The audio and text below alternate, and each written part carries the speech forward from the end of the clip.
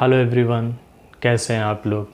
आज का जो हमारा टॉपिक है वो ह्यूमन फिजियोलॉजी में डाइजेस्टिव सिस्टम से रिलेटेड है। डाइजेस्टिव सिस्टम आपको पता है कि एक कॉम्प्लिकेटेड और काफ़ी लेंदी प्रोसेस होती है। बहुत सारे ऑर्गन्स और ग्लैंड्स और एंजाइम्स वगैरह का कॉन्सेप्ट होता है ये। तो हम इसको कॉम्प्लिकेटेड नहीं करेंगे। हमारा जो पढ़ने का तरीका होगा वो स्टेप बाय स्टेप हम इसको पढ़ेंगे, हर एक ऑर्गन का काम और उसमें जो एंजाइम्स वगैरह जो होते हैं, सो उनसे रिलेटेड जो भी कॉन्सेप्ट है या जो भी इंफॉर्मेशन है उसको हम वन बाय वन करके जो है वो स्टडी करने की कोशिश करेंगे ताकि कोई कन्फ्यूज़न ना रहे। Okay, so let's start our topic, that is digestive system. Digestive system का ये पार्ट 1 है जिसमें कि हम कोशिश करेंगे कि मैक्सिमम पोर्शन इसमें ख़त्म कर सकें। ओके, सो डाइजेस्टिव सिस्टम होता क्या है या ह्यूमन बॉडी में जो है वो डाइजेस्टिव सिस्टम का क्या काम होता है। आपको पता है कि हम जब ह्यूमन बॉडी में जो है वो हमें एनर्जी की ज़रूरत पड़ती है। अब एनर्जी मिलती कहाँ से है, हम सबको पता है कि जो खाना हम खाते हैं, फूड हम इंटेक करते हैं, उसको डाइजेस्ट करके वही चीज़ फिर आगे रेस्पिरेशन में जाती है और फिर वहाँ से एनर्जी हमें मिलती है। तो उसके लिए एनर्जी अगर चाहिए, काम करना है, बॉडी को हेल्दी रखना है, तो हमारा जो खाना है, जो फूड है जो हम खाते हैं वो हमारा प्रॉपर डाइट होनी चाहिए और प्रॉपर डाइट के अलावा हेल्दी फूड होना चाहिए। ओके, उसी फूड को डाइजेस्ट करके लाइक रेस्पिरेशन के जो प्रोसेस में देने के लिए जो है वो ये हमारा पूरा सिस्टम होता है, दैट इज़ डाइजेस्टिव सिस्टम। सबसे पहली चीज़ हमारी ये आती है कि जो खाना हम खाते हैं उसमें क्या क्या चीज़ होती हैं। सबको पता है कि जो फूड हम लेते हैं उसमें जो मेन उसके कॉन्स्टिट्यूएंट्स होते हैं वो होते हैं carbohydrate, protein, fat, minerals, vitamins और न्यूक्लियस वगैरह। ओके, इसमें भी जो बायोमॉलिक्यूल्स हैं हमारे 3, जिसको कि हम जो मेन होते हैं दैट इज़ कार्बोहाइड्रेट, प्रोटीन और फैट, वही आगे जा कर के जो है वो बॉडी बिल्डिंग के लिए, एनर्जी के लिए या स्टोर्ड जो हमारे पास एनर्जी होती है उसमें यूज़ होते हैं। राइट, सो डाइजेस्टिव सिस्टम या डाइजेशन का काम क्या होता है कि जो भी कॉम्प्लिकेटेड बायोमॉलिक्यूल्स हम इनटेक करते हैं उनको जो है वो उनके मोनोमर में जो है वो तोड़े। लाइक फॉर एग्जांपल कार्बोहाइड्रेट है तो कार्बोहाइड्रेट का जो मोनोमर होगा वो हो जाएगा ग्लूकोज। तो डाइजेस्टिव सिस्टम का काम क्या है कि जो भी कार्बोहाइड्रेट हम ले रहे हैं वो किसी भी फॉर्म में हो, उसको जो है वो उसके मोनोमर दैट इज़ ग्लूकोज में जो है वो कन्वर्ट करे और ये ग्लूकोज फर्दर रिस्पिरेशन में जा कर के, आपको पता है ग्लाइकोलिसिस, क्रेब्स साइकिल और इलेक्ट्रॉन ट्रांसपोर्ट सिस्टम में यही ग्लूकोज जो है वो फर्दर टूटता है और वहाँ से एनर्जी का इवोल्यूशन होता है, वहाँ से एनर्जी निकलती है और वही एनर्जी हम फर्दर अपनी डेली लाइफ में हमारी बॉडी की जो मैकेनिज़्म है, रनिंग मेटाबॉलिज्म जिसको हम बोलते हैं, उसमें वो एनर्जी यूज़ होती है ताकि हम काम कर सकें। ओके, सो हमारा जो फूड होता है, फूड में बेसिकली क्या होता है, जैसा कि मैंने अभी बताया, प्रोटीन, कार्बोहाइड्रेट, फैट, ये 3 हमारे मेन होते हैं। इसके अलावा वाइटामिन्स, मिनरल्स और न्यूक्लियस वगैरह होता है।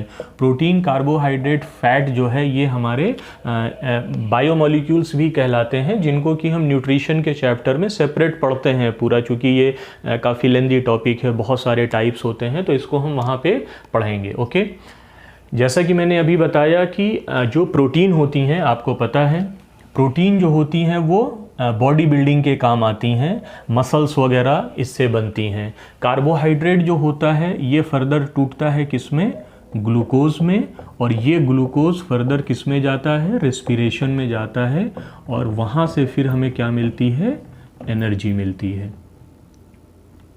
राइट, फैट जो होता है ये हमारा रिजर्व फूड मटेरियल होता है। अभी हम आगे पढ़ेंगे कि फैट जब फैटी एसिड और ग्लिसरॉल वगैरह में टूटता है तो वो जो है फर्दर जिन टिश्यूज़ पे जो है वो एब्जॉर्ब हो जाता है स्टोर्ड फूड मटेरियल के फॉर्म में, जिनको हम एडिपोज टिश्यू कहते हैं। तो ये हम फर्दर अभी 1 बाय 1 डिस्कस करेंगे। ओके, वाइटामिन्स और मिनरल्स जो होते हैं वो स्मॉल इंटेस्टाइन में, जब हम अभी थोड़ी देर में आगे पढ़ेंगे तो वहाँ पर वो डायरेक्टली एब्जॉर्ब हो जाते हैं, ये माइक्रो न्यूट्रिएंट्स हैं। ओके, सो जो डाइजेस्टिव सिस्टम का जो पूरा प्रोसेस होता है उसमें क्या क्या होता है। डाइजेस्टिव सिस्टम में सबसे पहली स्टेप आती है इंजेक्शन की। क्या होता है? इंजेक्शन। इंजेक्शन का मतलब होता है इनटेक ऑफ फूड। हम खाना खाएंगे तभी तो वो जा कर के जो है वो आगे फर्दर एलिमेंट्री कैनाल में उसका डाइजेशन होगा। सो सबसे पहला ये जो डाइजेस्टिव प्रोसेस होती है उसमें सबसे पहला होता है इंजेक्शन। इंजेक्शन का मतलब होता है intake of food, intake of food, right. उसके बाद आता है डाइजेशन, जिसको कि हम पढ़ रहे हैं।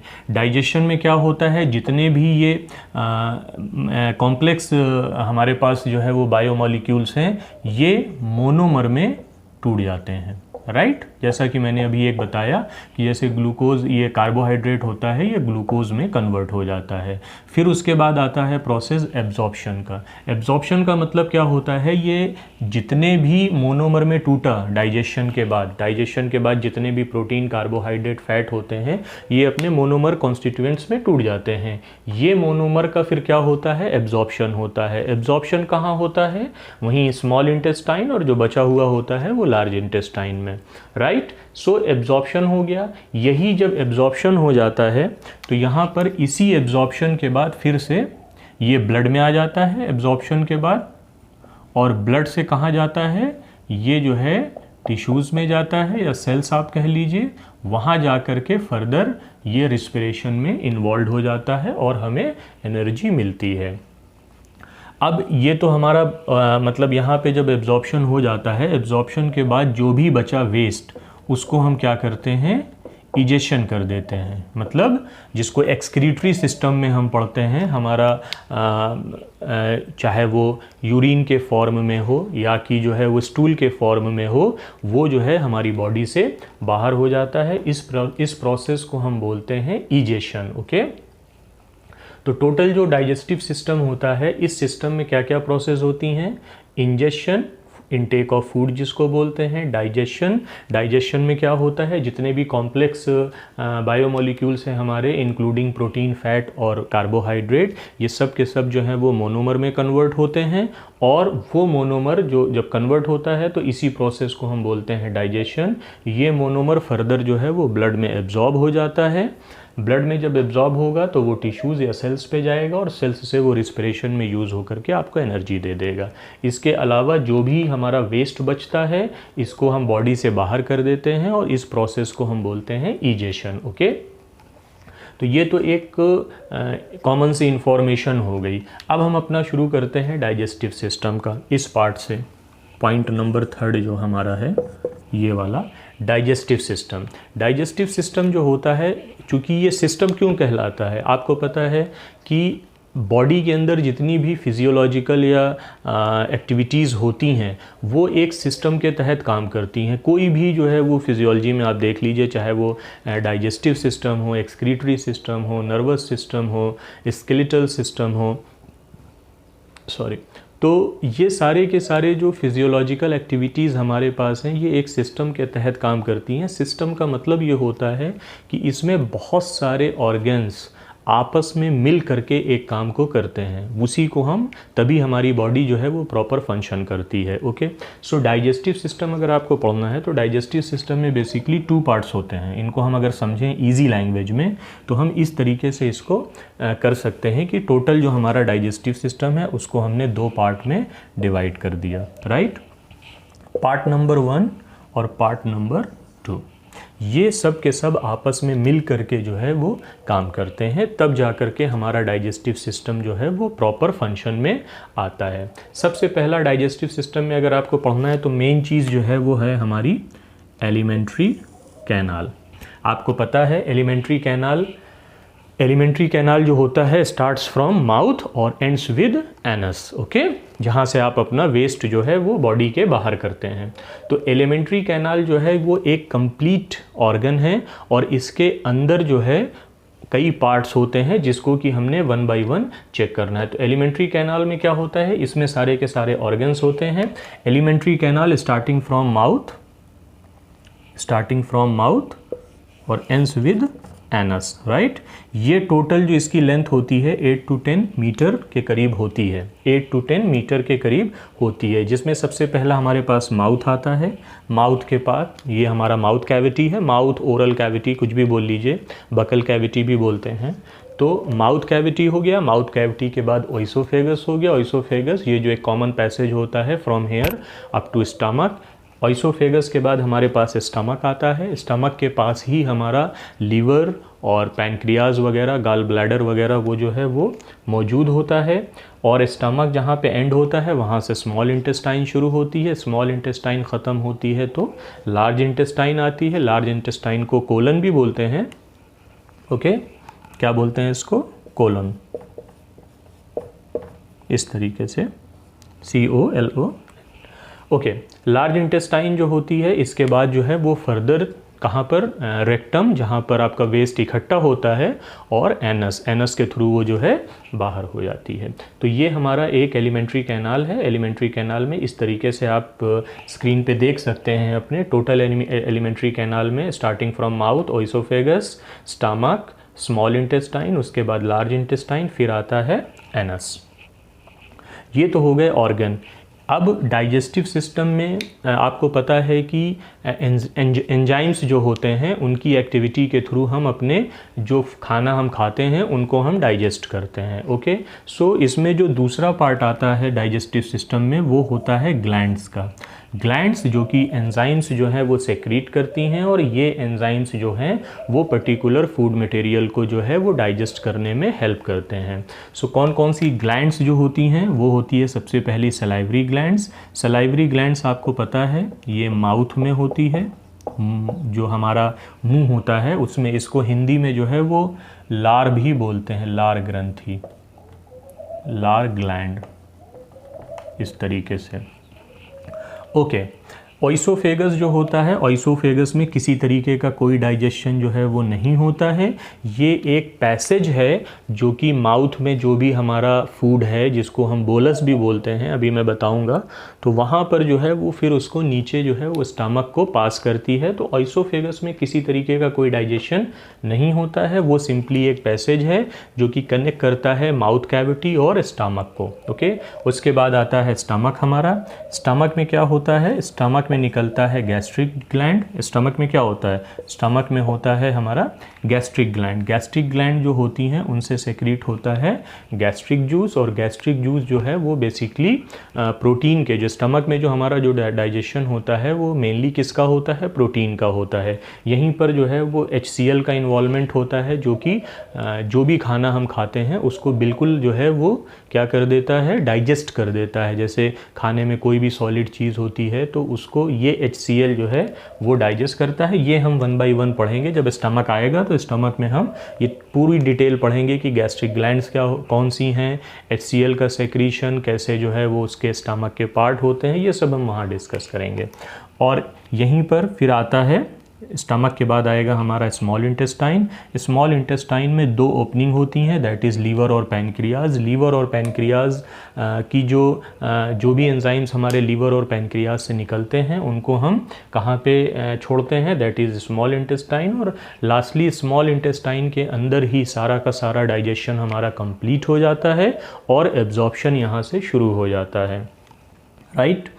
जो उसके बाद जो फूड आता है वो आता है लार्ज इंटेस्टाइन में। लार्ज इंटेस्टाइन में मेनली जो फूड का जो वाटर होता है, यहाँ पर वाटर का एब्जॉर्प्शन मेनली हो जाता है, और जो जितना भी जो है जो ज़रूरत की चीज़ें होती हैं जो कि एब्जॉर्प्शन के लिए, एब्जॉर्प्शन जिनका हो जाना चाहिए, वो सारा का सारा लार्ज इंटेस्टाइन में आकर के ख़त्म हो जाता है। और उसके बाद जो फूड मटेरियल बचता है वो वेस्ट हो जाता है। उस वेस्ट को हम एनस के थ्रू बाहर कर देते हैं, ओके। ग्लैंड में जैसे मैंने अभी बताया, स्मॉल इंटेस्टाइन में लीवर और पैनक्रियाज की ओपनिंग होती है, वहाँ से फूड डाइजेस्ट होता है, और ये आता है फिर उसके बाद स्मॉल इंटेस्टाइन। स्मॉल इंटेस्टाइन में बेसिकली 3 पार्ट होते हैं, डियोडिनम, जेजुनम और इलियम। और इसी के इलियम पार्ट जो होता है, उसी इलियम पार्ट में जो है वो लास्ट का सारा डाइजेशन हो जाता है, ओके। सो ये तो एक ओवरऑल इन्फॉर्मेशन मैंने अभी आपको बताई, जिसमें कि हमने क्या पढ़ा, डाइजेस्टिव सिस्टम में हम क्या करते हैं। डाइजेस्टिव सिस्टम में जितने भी हमारे मैक्रोमोलिक्यूल्स, दैट इज़ जिनको बायोमोलिक्यूल्स भी बोलते हैं, प्रोटीन, कार्बोहाइड्रेट, फैट, इनका क्या होता है, अपने जो मोनोमर होते हैं उसमें तोड़ने का काम जो होता है वो डाइजेस्टिव सिस्टम के थ्रू होता है। डाइजेस्टिव सिस्टम में बेसिकली ये 4 तरीके की प्रोसेस होती हैं, इंजेशन, डाइजेशन, एब्जॉर्प्शन और इजेशन। इंजेशन का मतलब खाने को खाना, इनटेक, आप खाएंगे नहीं तो डाइजेस्ट क्या होगा। दूसरा डाइजेशन जो होता है, डाइजेशन का मतलब क्या हुआ कि जो खाना आपने खाया है वो अपने कॉम्प्लेक्स फॉर्म में है, तो डाइजेशन में हम उनको क्या करते हैं, उनके सिंपलर फॉर्म में या मोनोमर में उनको तोड़ते हैं। जैसे मैंने बताया, कार्बोहाइड्रेट को आप किस में तोड़ देंगे, ग्लूकोज में तोड़ देते हैं। डाइजेशन के बाद जब वो मोनोमर में टूट गया तो वो मोनोमर क्या होता है, एब्जॉर्ब होता है। एब्जॉर्ब होता है स्मॉल इंटेस्टाइन और लार्ज इंटेस्टाइन में।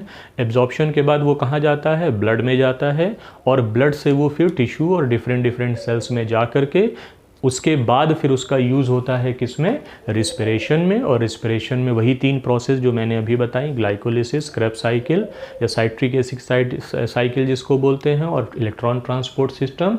और रिस्पिरेशन के बाद क्या हो जाता है, उसमें वो मोनोमर जो है वो फर्दर ब्रेक डाउन होकर के एनर्जी देते हैं, और एनर्जी हमारी बॉडी का सिस्टम रन करने में यूज़ हो जाती है।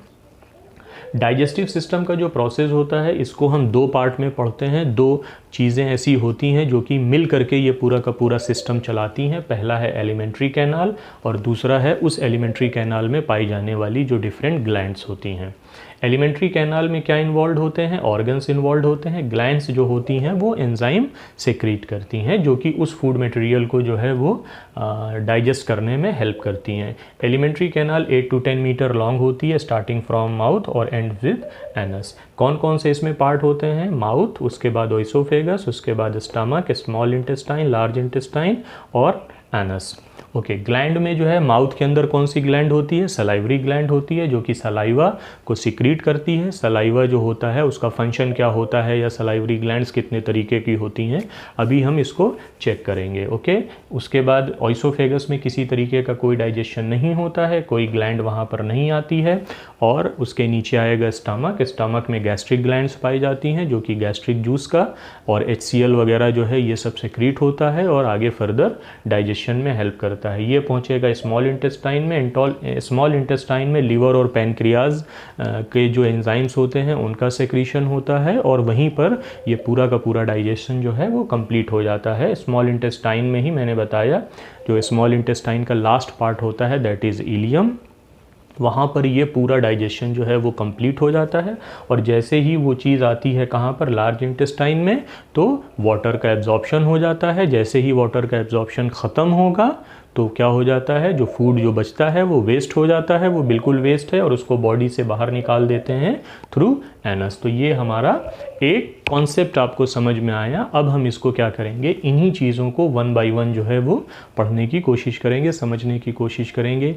हर एक ऑर्गन का स्ट्रक्चर, उस पर्टिकुलर ऑर्गन में पाई जाने वाली ग्लैंड्स, उनके टाइप्स और उनके एंजाइम्स, और वो कैसे जो हैं वो किसी भी फूड मटेरियल को, चाहे वो माइक्रो हो चाहे वो माइक्रो मॉलिक्यूल हो, लाइक मैक्रो को हम प्रोटीन, कार्बोहाइड्रेट, फूड, फैट बोलते हैं, और माइक्रो जो हमारे पास जो न्यूट्रिएंट्स होते हैं, विटामिन, मिनरल्स और न्यूक्लियस, इन सब को जो है वो एंजाइम्स कैसे जो है वो ब्रेकआउट करते हैं। ओके, सो आज जो है मैं कोशिश करूँगा कि माउथ को ख़त्म करें, ये टॉपिक आज जो है वो ख़त्म करते हैं। क्योंकि ओइसोफेगस में ऐसा कुछ नहीं है, तो माउथ में हमारे पास जो है वो 2 चीज़ें हमको पढ़नी है। माउथ में क्या आता है, माउथ में सबसे पहली चीज़ आती है हमारे टीथ, दूसरा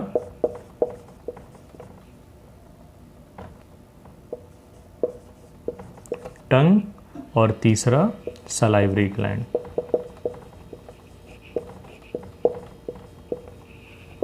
ये 3 चीज़ें जो हैं ये हमारे माउथ में प्रेजेंट होती हैं, टीथ, टंग और सलाइवरी ग्लैंड। सो आज हम इनको ख़त्म करेंगे, उसके बाद जो है 1 by 1 पढ़ेंगे। क्योंकि एक वीडियो में अगर ये सारी की सारी इन्फॉर्मेशन देनी हो तो वीडियो हो जाएगा 2 घंटे का, राइट। और आप लोगों के पास इतना टाइम तो है नहीं कि आप लोग 2 घंटे बैठ करके उसको देखें। सो कोशिश ये है कि टीथ, टंग और सलाइवरी ग्लैंड को आज जो है वो कंप्लीट करते हैं और रेस्ट जो है वो नेक्स्ट वीडियो में चेक करेंगे। ओके, सो स्टार्ट करते हैं। हमारा पहला जो है वो डाइजेस्टिव सिस्टम में जो पहला ऑर्गन है